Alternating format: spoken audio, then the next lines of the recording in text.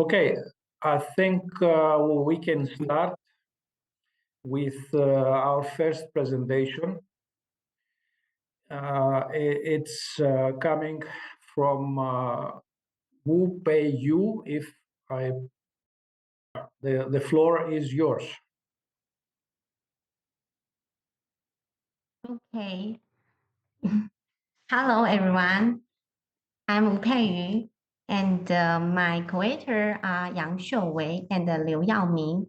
Our advisor, Professor Shiden Yao, has provided guidance throughout this study. We are all from National Taiwan Normal University. Before we begin, I would like to express our gratitude to Professor Hsui for his insightful suggestion. Let have greatly contributed to this research. Thank you very much. Today, we are going to present our study, Exploring SEL Development through Mosston's Spectrum of Teaching Styles in PE, a case study in middle school. Our presentation will be divided into several parts. First, Yao-Ming will introduce the first part. Next, Hsui-Wei will cover the second and third parts. Finally, I will explain the fourth and fifth parts. Now, let's turn the time over to Yao-Ming. Good morning, everyone. I'm Liu Yao-Ming. It's my honor to be here to share with you. I will introduce our research background. First things is why SEL is important. In the world, many students today struggle with low motivation and emotional problems in school. To help serve this, Taiwan's government is adding social and emotional learning to school program. The policy is trying to create a more supportive school environment where students can feel better emotionally. This approach matches what major international organizations like OECD and UNESCO recommend for delivering well-rounded students. Following Taiwan's education guidelines, we want to help students understand themselves better, develop their identity, learn how to communicate well, show understanding for others. These goals are similar to the competence of social emotional learning. SEL has five many parts: self-awareness, self-management, social awareness, relationship skills, responsible decision making. The diagram below shows how making responsible decisions connect all these parts. Our lesson aims to teach students how to make good decisions. Next one. So while planning how to teach SEL, we found it fit well with Mosston teaching spectrum. This teaching method focuses on delivering the whole person. Just like he said, the spectrum is intended to address the full range of human development, including physical, social, emotional, cognitive, and moral learning. As we know, Mosston emphasizes teaching behavior is a chain of decision making. It uses the different spectrum forms, gradually shift the responsible decision making from teacher to students. The spectrum uses the SES pre-impact, impact, post-impact to shift control from teacher to students, moving from reproduction to production cluster. Teachers start by making most decisions, but gradually let students take more responsibility for themselves. Next one. So when we create an approach to teach the SEL, we find four common teaching methods that help deliver SEL skill: reflective practice, collaborative learning, goal setting and self-mentoring, peer mentoring and feedback, shared decision making. This method match different teaching style in the spectrum. Like peer mentoring is like style C, the reciprocal style, giving a student opportunity to give other advice. Different way of teaching can help deliver different SEL competence. Next one. So next step, we align SEL with the teaching spectrum by giving more chance to make a decision to gradually give students more responsibility for their learning. Research by Wright and Richards show how different teaching styles can deliver different SEL competence, as shown below. Next page.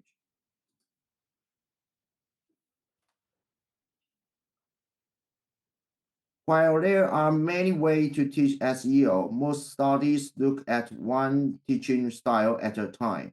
Pei-Yu in 2006 said that teachers can use multiple teaching styles in one lesson. They should choose the right style based on their students' abilities and what they are teaching. In real classroom, teachers use different styles throughout their lessons. Since emotion learning takes time to deliver, we want to test how using various teaching styles can help build SEL competence in Taiwan school. Next one. We will apply teaching style range from teacher-centered to student-centered approach, specifically style A to F. Additionally, we have restructured the curriculum priority as shown in figure 1 to 7 below. First one, based on contextual activity in the physical education curriculum, we will integrate SEL strategies. Try to embed SEL into the contextual activity of physical education and emphasize learning domain like affective, cognitive, and motor skill. Then we will execute a long-term and systematic SEL instruction to promote holistic development.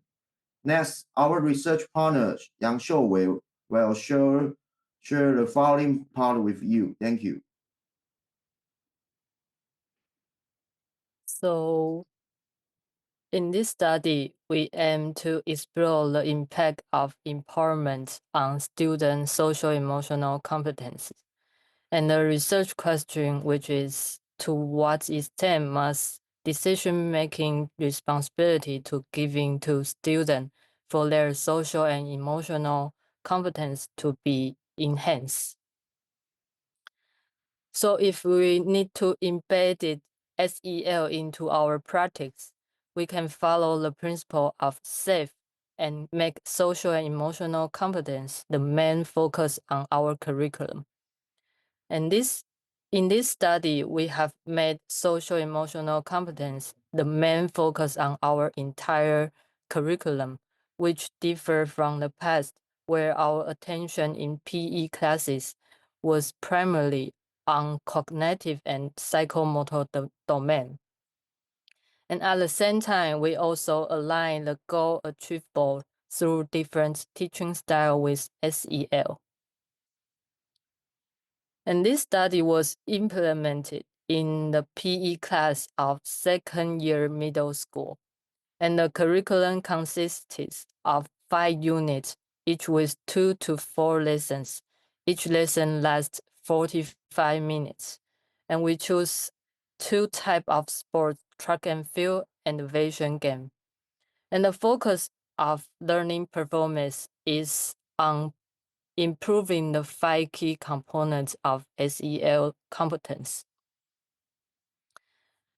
So this is our plan for the 16 lessons. As you can see, SEL is our subject matter. And in the right column, you will notice that each lesson employs different teaching style.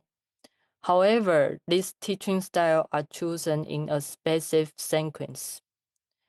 You will see that students are gradually given more decision making. Especially after the 8th lesson, we have incorporated the teaching style of the production cluster.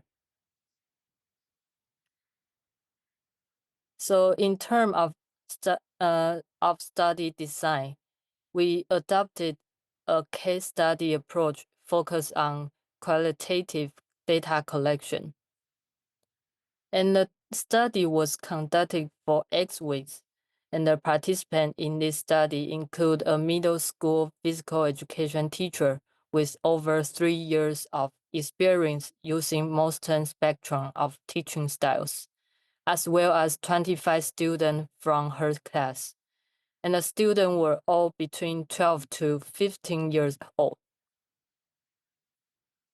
The data collection included semi-structured individual interviews with students and their learning material, and the interviewee could choose to participate either face-to-face or through an online platform, with each interview expected to last 40 minutes. The students' interview were recommended by the PE teacher, with 8 students, including 4 boys and 4 girls. All the students participate in the interviews voluntarily. After data collection, we use semantic analysis and employing triangulation to ensure the trustworthiness of the data. Since this study involves minor participants, we have considered academic ethical issue. Before conducting this study, our research project was reviewed by the IRB of the National Taiwan Normal University, and the research was carried out only after obtaining consent from both the participants and their parents who signed the consent form. So next, Pei-Yu will share the following parts with everyone. Okay, our study examines how students experience the gradual transfer of decision-making power from teachers in P classes and how this process fosters social and emotional learning competencies. Interviews and analysis show that students' growth aligns with the 5 core SEL competencies outlined by Linker 2024: self-awareness, social awareness, self-management, relationship skills, and responsible decision-making. As teachers progressively delegate decision-making responsibilities, these key SEL competencies are developed and strengthened. Next.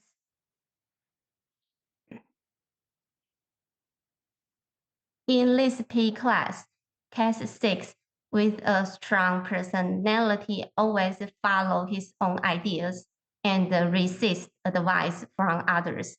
He preferred working alone during team activities. However, as the teaching style shifted from style A to style F along Mosston's spectrum, his attitude gradually changed. Initially, under the style A, students follow the teacher's instruction exactly. Although this student did what he was told, he did not interact with his classmates and stuck to his own ideas. Then, in the style B, after receiving feedback on his performance, he began to recognize issues with his movements, but still refused peer advice, trusting only the teacher's suggestion. Next. In the style C, students gave feedback to each other. At first, Case 6 still preferred to practice alone, but with the teacher's help, he saw that when he over-advised, his classmates improved. This made him think that others' idea may be useful. When the class moved to style E, students could choose different learning paths and the difficult levels.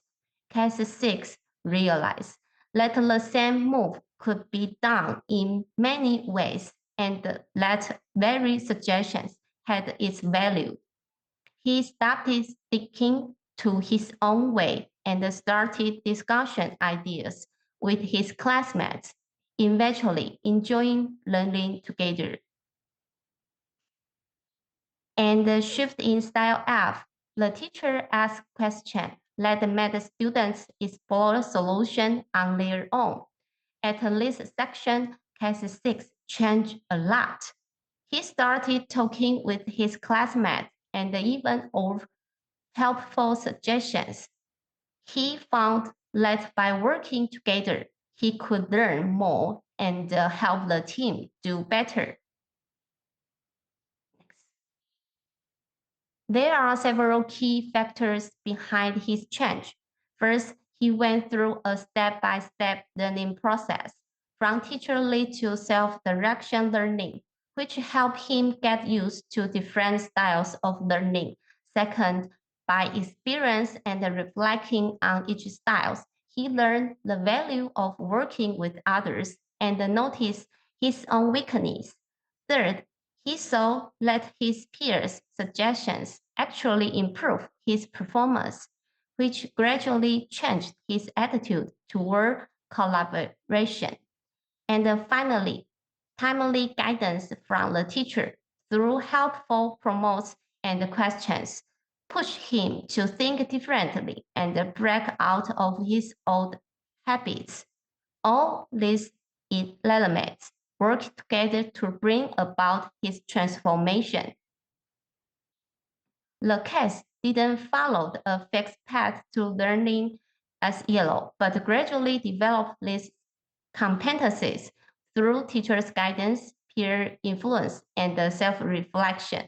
He moved from fully relying on the teacher to resistant peers, then starting to reflect, and finally activity, collaboration, and making decisions. This evidence shows again that SEL isn't learned quickly. It requires the right support and the environment for students to internalize these competencies as they gain independence. Next.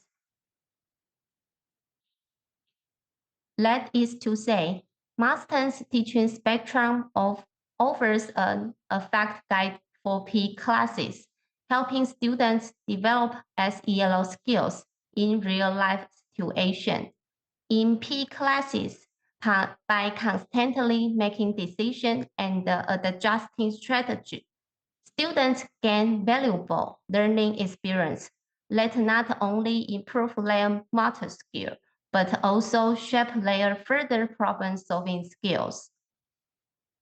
Therefore, the findings of this study align with the 5 core competencies summarized by Link in 2024, highlighting why responsible decision-making is positioned at the center.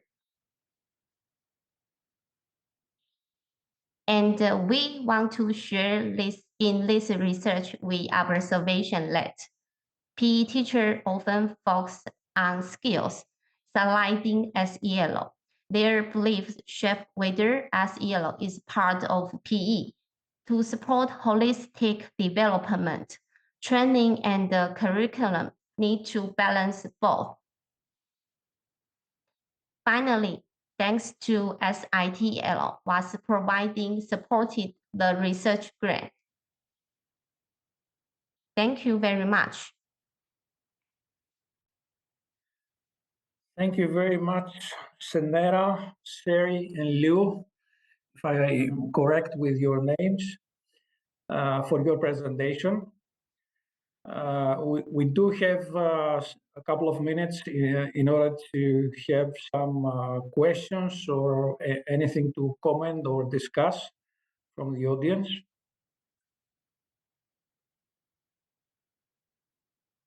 If you have a question for the presenters, please raise your hand. Okay, I see a hand from Marius Gudas. Marius, yes? Yes, hello. Thank you very much for this comprehensive presentation. And I liked especially the way you matched the reactions of the students to levels of responsibility and the impact. I would like to ask you, out of your experience with this in-depth case study, given that social emotional learning is a very wide concept, including many facets, did you notice any particular facet to be improved through your study? Thank you.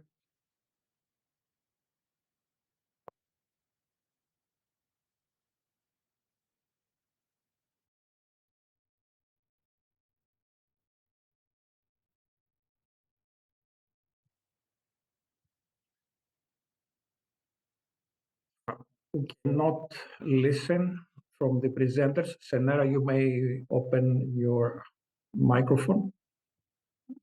All three of you are muted, so if you are saying anything, we can't hear you.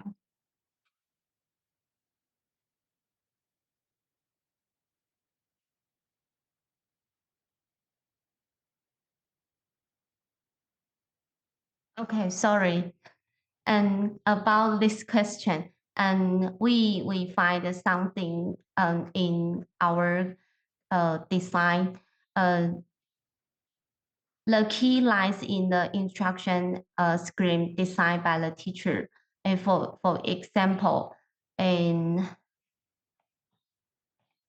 a designed game, players who score must leave the field by the end of the game. The team with the fewest remain players wins. And so at this point, students need to discuss with their teammates who should leave the field first. Logically, the more strategy students might say, we need to have certain players leave first, because if they stay behind, our chance or scoring will be lower. In other words, through well-designed instruction strategy and appropriate guidance from the teacher, SEL can naturally occur within the learning context.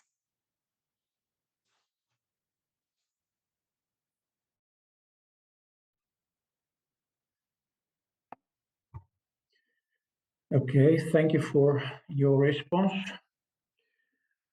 Does anybody want to put another question?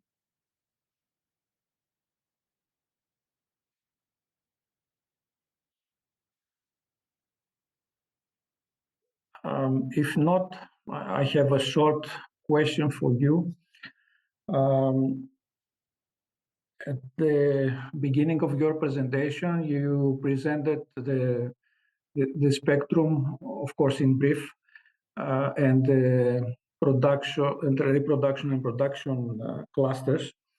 While in your project, you mainly focused or you mainly used in the reproduction cluster. Do you have any explanation for this? I mean, could any of the production styles be used also in order to promote SEL?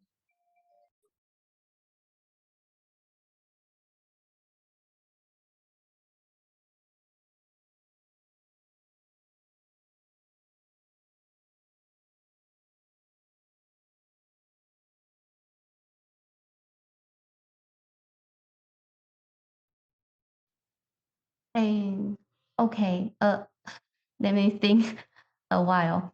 Um, about this question, we use direct instruction provides structured learning experience where students practice self-regulation as a responsible decision making by following clear instruction and receiving immediate feedback. And the inclusion and cover discovery and like encourage students to engage with peers, fostering communication and the relationship building skills in a supportive learning environment, and the guidance, discovery, and the received teaching, and like support the development of self-awareness and the responsible decision making by allowing students to explore a solution, reflect on their choice, and take ownership of their learning. And thus, and rather than expect SEL competence be inherently suited to particular teaching styles. We found that different Mosston teaching styles provide varying opportunities for a student to develop SEL competencies through the learning process. And thus, says SEL development is not predetermined by teaching styles, but rather emerge as students engage with different instruction methods.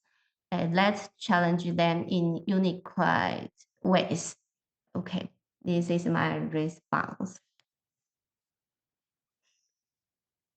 Okay, thank you very much, Senera. And also, I would like to thank all the presenters for this presentation. Before we continue with the next presentation, just a short comment, maybe some food for thought for all. So many times in presentations, but also sometimes even in papers, I see the production and the reproduction cluster being referred as teacher-centered or student-centered teaching styles. This might create a bit of misunderstanding. I would prefer to be more accurate, but I haven't found yet, let's say, the perfect term. I would prefer the phrase teaching styles where where the teacher makes most of the decisions, and for the production cluster, I would prefer the phrase teaching styles where student or the learner makes most of the decisions. But anyway, this is just a short comment from me. Of course, we can always define something, but in the literature, there might be a confusion if we use the terms teacher-centered and student-centered without explaining what exactly we mean by that when we refer to the spectrum of teaching styles. Anyway, thank you very much again. And I would invite Brendan, Shane, and Michael. I don't know if you are all here. I'm pretty sure that Brendan is here. Just me, Nicholas. Okay. So you are the only one who is going to provide this presentation? Yep.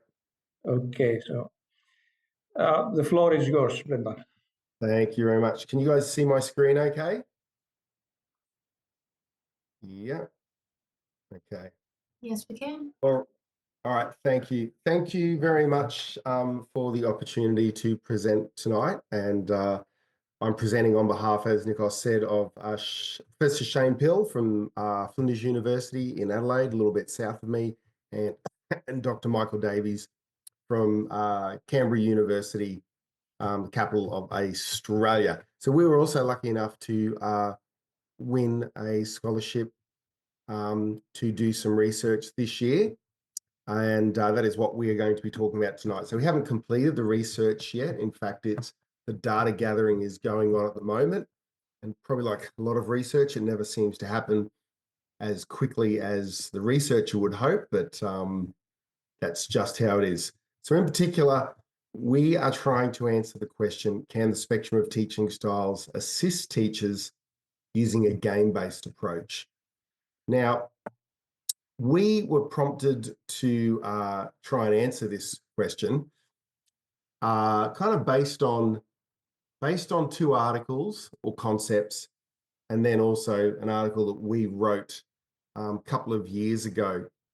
So we were responding, I guess, if you want to say, to an article by, I think it was Casey and Kirk in 2014, and then Casey and Kirk again in 2020, where Casey was wondering, were models-based practice, in his terms, the great white hope, or were they great white elephants? In other words, were they going to actually ever deliver on some of the promises that they seem to be making? And we, Shane and Michael and another guy, John Williams, we actually made an argument in this paper, getting the tip of the pen on the paper, that we thought the spectrum could assist in answering this question and helping them fly further, if you want to say, or narrowing that gap. But that's not the aim of this presentation tonight. But of course, since we made that argument, we thought it would be a good opportunity to obviously do the research and hopefully see if the spectrum could do this. One of the problems, if you want to say though, at the start, is we originally were going to look at, in terms of models-based practice, I guess like a lot of researchers, you dream big at the start. And we thought we're going to look and see if the spectrum can assist, for example, game-based approaches, TPSR, Hellison's work, sport education, or maybe even a personalized system of instruction. But after a while, we realized, hang on, this is way too big to use all of those. And we narrowed our question back to what are the effects of the spectrum of teaching styles on a game sense approach and models-based practice. So obviously a game sense approach is one of many game-based approaches, such as teaching games for understanding, tactical games, model, etc. Now, why we did this is Australia is in a little bit of, not a completely unique situation, but a few things about Australia make it a little bit hard with some models-based practice. So first of all, in Australia, we have mandated curriculum, or in other words, our government tells us the what to teach. The teacher decides the how to teach, thank goodness, you might say. So in that paper that we wrote, we actually speak about like how a lot of Australians, we actually sit there and look at models-based practices such as sport ed, for example. And if you know sport ed, it'll talk about everyone having different roles. So maybe one week, Nikos is designing the uniforms. And then next week, Brendan is writing the journal article about how the teams went. To Australians, we kind of sit there and go, when am I doing this? This does not fit in with mandated curriculum. So all the way from, we call it prep or kindergarten, the year before grade 1, through to grade 10, we have national curriculum. So if you live in Brisbane and I went all the other way over the other side of Australia to Perth, there would be a kid in grade 7, we would be doing the same work roughly. It's that locked down. We believe, I guess, that, people move around the country. You don't want to roll up to another city and go, hang on, I don't know what we're doing. I'm doing the wrong work.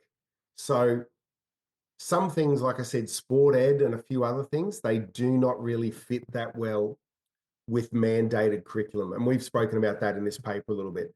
Some other things like teaching personal and social responsibility, that might be able to fit a little bit better. But again, still at the end of the day, there is someone looking over teachers' shoulders in Australia saying, hey, you're not up to here yet. Why are you doing this work? You've got to hurry up. We're going to have assessment soon, etc.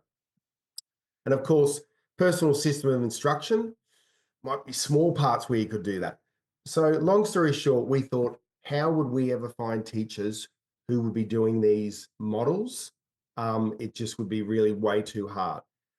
However, game-based approaches, we could find teachers who used a game-based approach. That was a lot easier, if you want to say, than those other ones. And part of that is because some of these models like sport ed and TPSR, they are both what we would say they're a curriculum model and they're a pedagogy model. Whereas a game-based approach is more just a pedagogy model. It's, the how to teach, if you want to say. So that's why we had to change our research question a little bit. But once we had done that, and of course, applied for ethics and gain ethics approval, away we went. So at the moment, we have 6 participants, and they self-identified as sometimes using a game-based approach. Of course, no one ever uses a game-based approach all the time. They are in, these 6 participants, 5 different co-educational government secondary schools. So secondary school or high school in Australia is grade 7 to grade 12, or roughly the ages of 12 to 18. And government school means public school, I guess some people might say. Most schools in Australia are government schools. I think only about 30% of kids go to private schools. We are going to get the teachers or the participants to wear a GoPro to record their game-based approach for 3 lessons, in other words, 18 lessons in total for the 6 participants, to confirm they are actually using a game-based approach. And in fact, I received an email today that 2 of our participants have completed the recordings, which is great news, and the rest will begin after Easter. So the participants were purposefully sampled. We had to, of course, ask them, do you have a large amount of experience with the spectrum? Because, of course, if they did have a large amount of experience, then that perhaps would influence how much they knew about the spectrum and how they taught anyway. They, of course, needed knowledge of a game-based approach. They also had to be happy to wear a GoPro. And, of course, they had to be happy to be involved in this research and volunteer for it. I'm not sure how it is in different parts of the world, but getting access to schools, as in real kids being taught by real teachers, is quite often a challenge in Australia. So, yeah, it's a bit of a difficult task, but six is better than nothing. So, for us to say what is a game-based approach, we asked the teachers to roughly look at this diagram here and ask them, do you at some point in your lesson teach like this, where you will play a game that has modifications? Could be modified equipment, modified rules, modified space, modified numbers. Do you then at some point pause the game and ask open-ended questions to inquire about a problem that you set in this original game here for the students to discover or identify? After the inquiry, do you then do one of roughly 3 things? Do you either A, go back and play the same game again with a portion of the students? Do you B, get some students to play a perhaps slightly more challenging game? Or do you C, maybe directly teach some of the students whose skills were not allowing them to participate in the first game? Do you directly teach them? If they answered, yes, I sometimes do this, then they were fine to be in this study. So after we record their 3 lessons and verify that they have used a game-based approach, we will then provide a 90-minute practical-based workshop on the spectrum of teaching styles, focusing on the 11 styles in particular, more than, we'll broadly cover spectrum theory, but we'll look at the styles. We're going to do practical examples in every way of how this teaching style looks, so that hopefully they're very clear on it. After that 30 or 90-minute or hour-and-a-half presentation, we'll leave about a week, and then we will put together 3 little vignettes from their lessons of them doing a game-based approach. And we will ask them, knowing what you know now, would you teach this episode the same or different? Why and how? So semi-structured interviews to gain this information. And as I said, the first 2 interviews will begin after Easter, so only a couple of weeks away. Of course, the interviews will be transcribed verbatim. There will be 2 transcribers, etc. Initial review and familiarize ourselves with the content. We'll identify some codes about themes that may emerge from the interviews. We'll then apply the codes, identify patterns, and then, of course, hopefully in the end, report what we find from these interviews. And of course, we will then hopefully publish the results, as in the answer to, can the spectrum of teaching styles assist teachers using a game-based approach? We, of course, will report on not the effect size, as in quantitative data, but we will speak about the effects that hopefully emerged from these interviews. Now, I guess I'm showing our spectrum nerdiness here, but as far as we could find, there's no evidence to say that the spectrum, as in, quantitative evidence that's been collected saying the spectrum does improve teachers' ability to teach models-based practice. So we're, of course, very keen to find out if it does, since we obviously made the argument that we thought it would help. And if it didn't, then, of course, we could look a little bit foolish. So, yes, hopefully we will see soon enough. So there's no evidence yet, but hopefully there will be soon.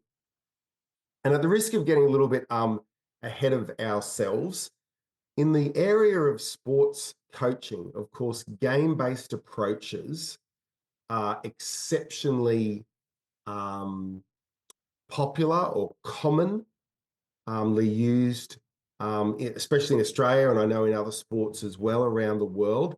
There's a very heavy influence. And in one way, I'd actually say it's in classical spectrum version, it's a real versus approach that they've lined up at the moment of skills versus game-based approaches. And of course, as spectrum nerds, we sit there and go, I don't know why you want one or the other, that you need both of them. But I think as well, this is where this research, depending on the results, could be very exciting to take the spectrum further into the sports coaching sphere. Of course, I also think it would be very exciting is to use some of this information about how, if it hopefully helps teachers implement pedagogical models, it will be really exciting to start looking at taking the spectrum in some way, not just out of PE and into sport, but out of PE, if you want to say, into other subject matter areas where they use inquiry questioning or problem-based learning, which in a sense is similar to like a game-based approach, if you want to say. But that's pretty much the update to this point now. And as I said, we have Shane and Michael and myself are, of course, very grateful for this opportunity to present this update. And of course, very grateful that we were lucky enough to get this grant to do this research. And I will throw the floor open to any questions then. Thank you, Brendan, for your presentation. You definitely gave us at least some food for thought, apart from the presentation you had. Does anybody have a question for Brendan? I have a question. Yes, Hi, thanks. can I? Thanks, Brandon. Hi, how are you? Good, how are you? It was great. I'm very, very interested in this topic as well, in the game-based approach and integrating the spectrum teaching styles. But anyway, so after you did the 90 minutes of workshop, have you assessed the teacher's understanding of the spectrum teaching styles before you do interview? I was just curious that sometimes, when you do the 90 minutes of workshop and then, give demonstration, some teacher understands very well. Some teacher may not. I was curious about that as well. Yeah, good question. No, I was going to, I guess, as we do the workshop, and there'll be pretty small workshops, as in like the participants of either just two or single on their own. So I'm hoping that it will present the opportunity for questions from them, and also the ability for me to identify any gaps in their understanding. But that is a good point, because I guess, hypothetically, I could do the presentation and then tell me that they understand. And then I ask them 5 days later, would you do anything different? But if they don't understand, they'll probably say, no, I wouldn't do anything different. So yes, that is something worthwhile considering. So thanks for the question. Thank you, Brendan. Any other question for the presenter? Yes. Hey, Brendan, I got another question, like similar to the first question. I think this is really interesting topic. So my question will be, when you try to like connecting with the in-service teacher to to allow them practice the spectrum teaching styles in the PE. So how many teaching styles are you thinking about, like the teacher may practice, especially with all of those game-based approach in their teaching? So are you expecting like they were using all of them, or maybe just focusing on several, or maybe a couple? No. So we've written, Shane Pill and myself have written a couple of papers where we put constraints-led approach on the spectrum. We've put TGFU on the spectrum. We've put game sense on the spectrum. And we've kind of usually argued that it's probably going to be some style B. It's going to be some guided discovery, style F. It's going to be some convergent and maybe some divergent. But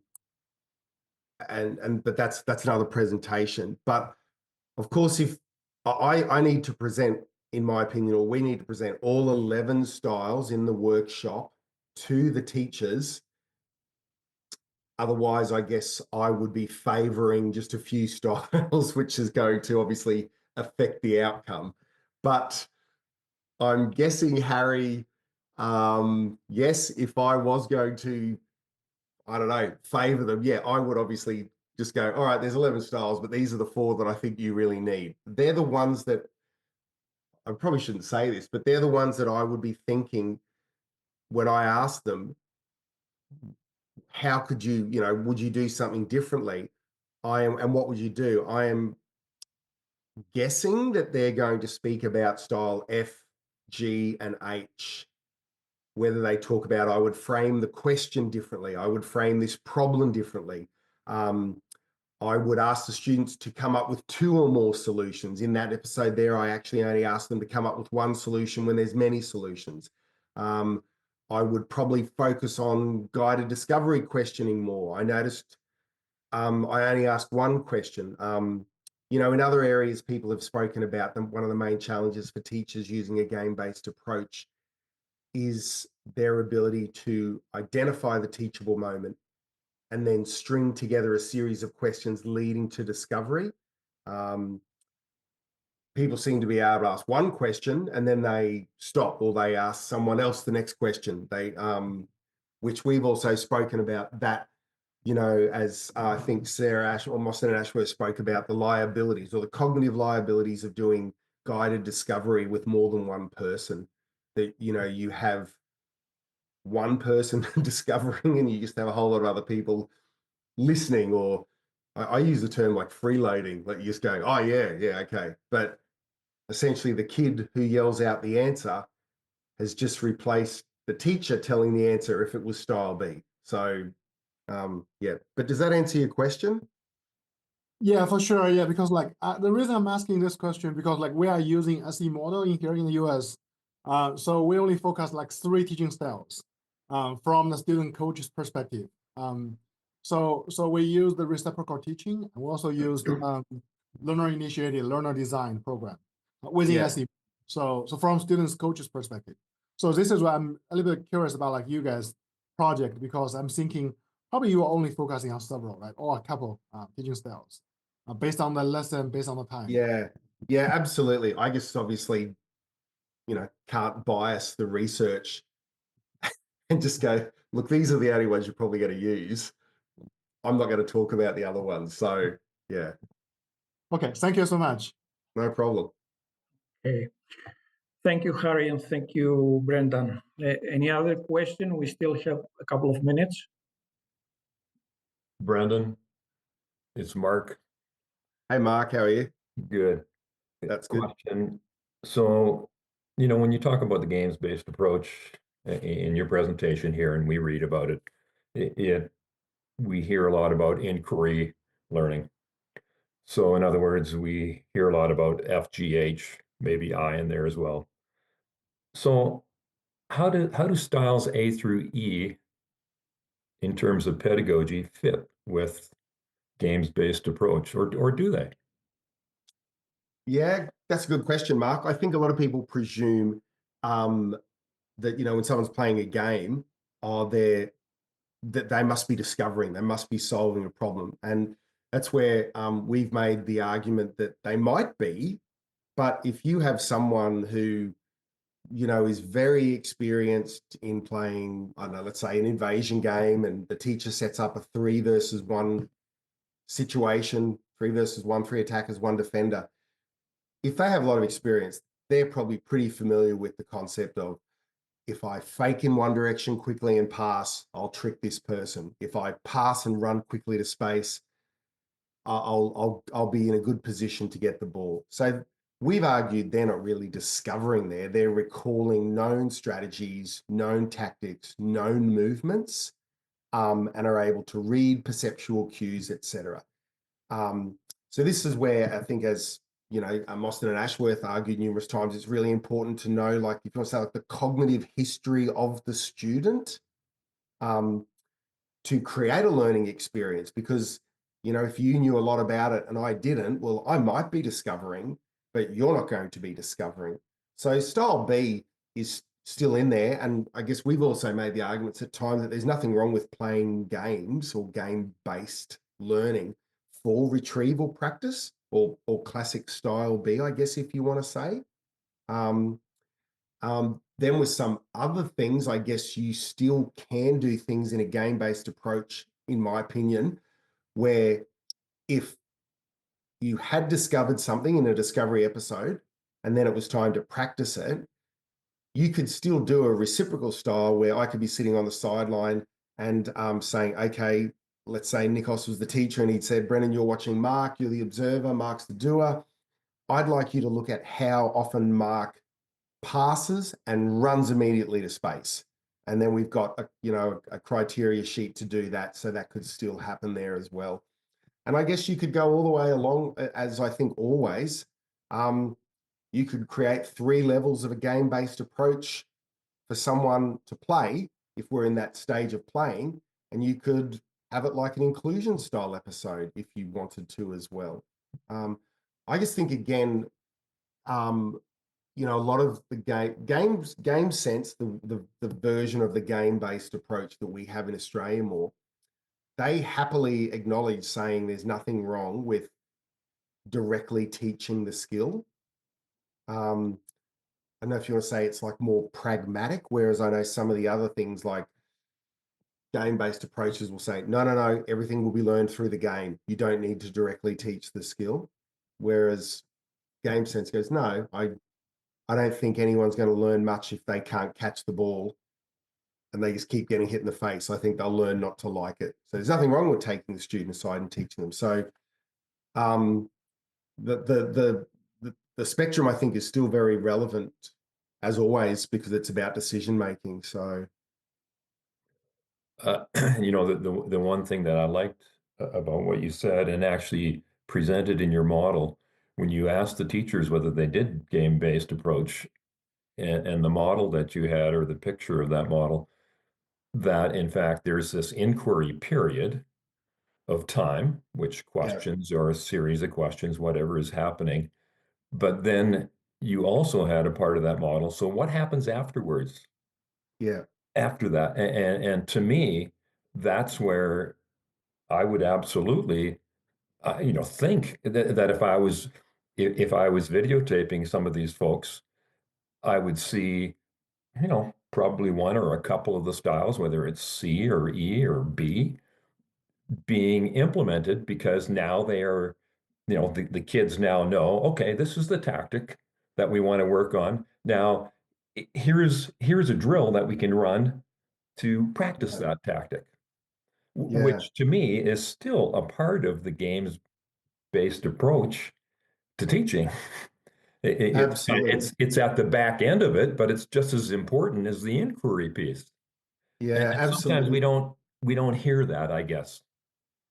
I think you're exactly right in what you're saying there. And sorry that I keep kind of self-referencing some of these articles, but you know, some of the ones that Shane Pill and myself wrote about that is, it's nearly like as if, again, there's the, you know, a versus approach, like it's got to be a game, it's got to be a game, it's got to be a game. It's discovery. No, it's not always discovery. Like, and we've kind of spoken about this. If you say to a kid, you know, I want you to try and kick the ball over the line. Well, I'd say 99 humans out of 100 will use a method of kicking that they've used before. If we go to deliberate instruction or the concept of deliberate decision making, did the teacher say to me, Brendan, I want you to kick the ball over the line in a way you haven't done before? No. So they didn't deliberately instruct me to discover. So if I do decide to discover, that's my choice. It's not the teacher's instruction or deliberate decision. So I think all those kind of things, again, allow the spectrum, using the spectrum allows you to kind of like put on some goggles or lenses and view the teaching episode, like the teacher instruction, what the student is doing, what will the student probably do, in such a more accurate way than just, you know, I don't, Right. I don't feel like I'm going to do it versus approach now, but I think a lot of the other times when you look at other pedagogy, you go, that's a little bit non-specific. It's not, you're not really, the student could do anything here. So.